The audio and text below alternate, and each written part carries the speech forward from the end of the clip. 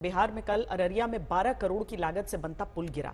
और अब बड़ी खबर देखिए, पुल दावा है कि करप्शन से गिरा और बिहार के ग्रामीण कार्य विभाग के अधिकारी नदी को जिम्मेदार ठहराते हैं। अररिया में पुल हादसे मामले में जिस अधिकारी को निरीक्षण करना था, वही अधिकारी अब बकरा नदी की प्रवृत्ति को पुल गिरने की वजह बता रहे हैं। ग्रामीण कार्य विभाग के कार्यपालक अभियंता इंजीनियर आशुतोष कुमार रंजन इनका नाम है, जो कहते हैं कि नदी की वक्र प्रवृत्ति की वजह से पुल गिरा।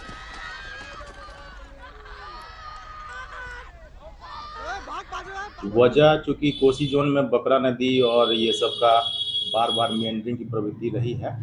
पूर्व में भी कई हादसे यहाँ पे हुए हैं, तो में भी नदी के जो पुरानी प्रवृत्ति रही है उसके कारण कुछ इशू आया होगा। वो जांच के उपरांत ही सही काम कर बकरा नदी चूंकि जो है रास्ता, हाँ, बार बार उसमें पहले 2 पुल ऑलरेडी बने थे, फिर नदी का रास्ता बदल गया। तो नदी जब रास्ता बदलती है तो उसका बेड एज इट इज रह जाता है। वो हिस्टोरिकल और ज्योग्राफिकल अलग इशू है, लेकिन जांच में पूरी बात सामने आ जाएगी।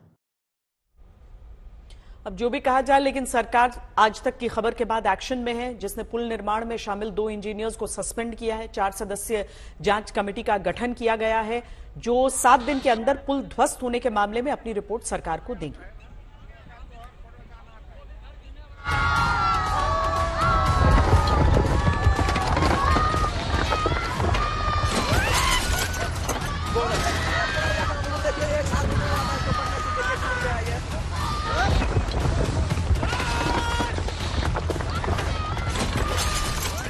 पता नहीं कौन सा कांकर पत्थर जोड़कर पुल रहे थे बना, उद्घाटन से पहले ही ढह गया। कौन पैसा खा गया यहाँ।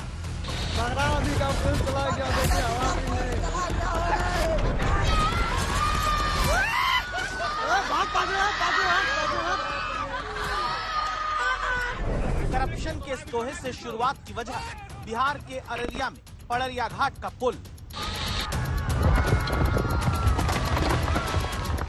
वो पुल जिसे बनाने का जिम्मा राज्य सरकार के विभाग के पास रहा, वो पुल जिसका फीता कटना तो छोड़िए, पूरा बनने से पहले ही स्थानीय बकरा नदी में पुल ने जल समाधि ले ली।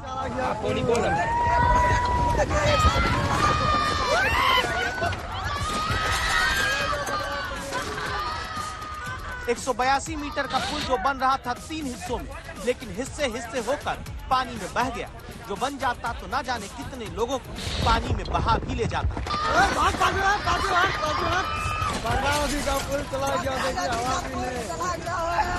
गनीमत रही कि सिर्फ जनता का पैसा बहा, जान नहीं। थोड़ा सा पानी आया नदी में और ये देखिए पूरा टूट गया है। अब इससे उम्मीद करिए कि संस्थागत भ्रष्टाचार किस रूप में फल और फूल रहा है बिहार के अंदर में। पूरे तौर पर आज नहीं, कई ऐसे पुल समा गए हैं नदी में जिसके उदाहरण बिहार रहा है। और हम लोग लगातार ये सवाल खड़ा करते रहे हैं कि ऐसे संवेदकों के खिलाफ कठोरतम कार्रवाई होनी चाहिए, या जो पदाधिकारी उसमें काम करवा रहा है, जो इंजीनियर हैं, बिना उनके मिली भगत के संभव नहीं है।